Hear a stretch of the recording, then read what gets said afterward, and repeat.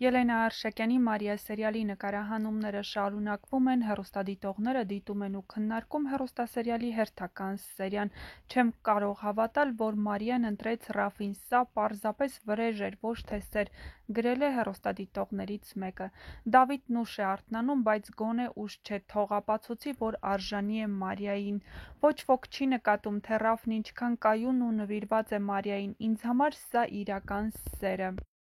Դավիթը միայն հպարտություն ունի, Ռաֆը զգացմունքներ ու համբերություն։ Շատ դրամատիկ շրջադարձ էր սցենարը, հիանալի է կառուցված, գրել են հեռուստադիտողներից ոմանք։ Անհամբեր սպասում եմ հաջորդ սերիային, երբ Դավիթը կհայտնվի, որ ամեն ինչ փոխի։